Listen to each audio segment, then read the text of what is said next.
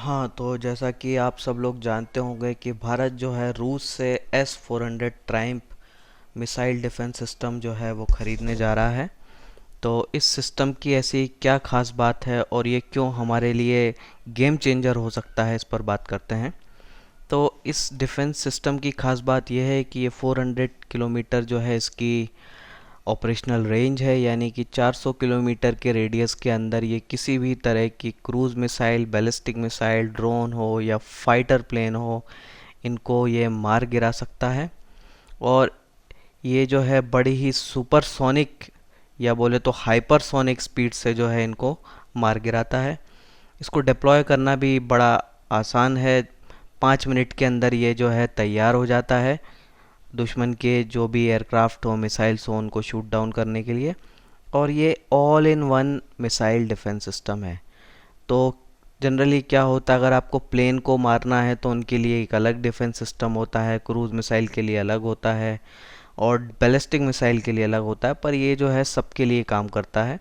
तो ये इसकी एक ख़ास बात है। इसका लेने का एक बहुत इम्पोर्टेंट रीज़न जो है ये है कि इससे हम न्यूक्लियर थ्रेट को न्यूट्रलाइज कर सकते हैं।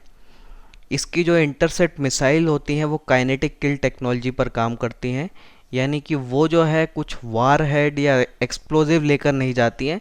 वो सिर्फ स्पीड से, जो काइनेटिक एनर्जी है उससे जो है दुश्मन की एयरक्राफ्ट हो या मिसाइल हो उसको मार गिराती है।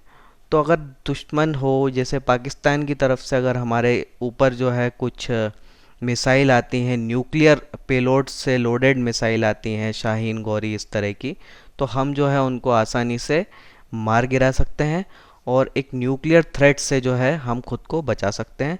तो ये हमें जो है न्यूक्लियर प्रोटेक्शन देगा। तो बहुत ही अच्छी बात है इस सिस्टम की। दूसरी खास बात है कि ये जो है ये 36 टारगेट्स को एक साथ एंगेज कर सकता है। तो एक साथ ये 36 टारगेट्स हों, मिसाइल हों, एयरक्राफ्ट हों, प्लेन हो, सबको ये एंगेज कर सकता है। ये बहुत स्पेशल बात है इसकी।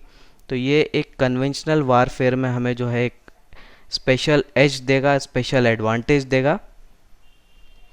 एक और ख़ास बात इसकी यह है कि ये जो है स्टेल्थ फाइटर्स को भी मार सकता है और ये कैपेबिलिटी सिर्फ इसी में है और कोई दूसरा ऐसा डिफेंस सिस्टम नहीं है जो कि स्टेल्थ प्लेन को भी मार सके। तो ये जो है अमेरिका के F-22, F-35 जैसे advance 5th generation stealth fighters को भी मार सकता है। तो फ्यूचर में चाइना जो कि J-20 5th जेन प्लेन बना रहा है, तो उसके ख़तरे को भी ये काफ़ी कम कर देगा, क्योंकि इस सिस्टम में जो है इस तरह के चाइनीज़ हों या कोई दूसरे हों, 5th जनरेशन स्टेल्थ प्लेन को मारने की भी ताकत है। और क्या ये S-400 100% फुल प्रूफ है? ऐसा भी नहीं है।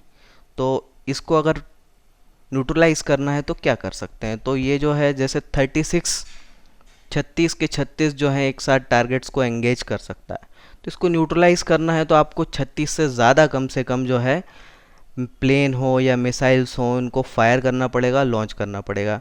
अब ये करना जो है आसान काम नहीं है, बहुत ही इकोनॉमिकली बहुत महंगा पड़ता है और पॉसिबल भी नहीं है। तो पाकिस्तान जैसे देश के लिए तो बिल्कुल भी इम्पॉसिबल चीज़ है कि इतने सारे प्लेन, उनकी एयरफोर्स में ज़रा से तो प्लेन है जो ऑपरेशनल हैं और वो भी इतने केपेबल नहीं हैं। तो इतने सारे मिसाइल्स, प्लेन एक साथ फायर करने की उसमें इतनी कैपेबिलिटी भी नहीं है। तो हमारे लिए आज की डेट में बहुत बात करें तो ये हमें एक बहुत ही एक्स्ट्रा लेवल का प्रोटेक्शन देता है, ना सिर्फ चाइना से बल्कि पाकिस्तान से भी। तो ये इस सिस्टम की ख़ास बात है और इसलिए जो है ये सिस्टम हमारे लिए गेम चेंजर हो सकता है। और जब तक कि हमारा खुद का जो मिसाइल डिफेंस सिस्टम है, पृथ्वी एयर डिफेंस, वो जब तक फुली ऑपरेशनल नहीं हो जाता, तब तक हमें एक ज़रूरत है एक इस तरह के सिस्टम की। और ये जो है ये ज़रूरत जो है इस S-400 से पूरी हो जाएगी। Thank you.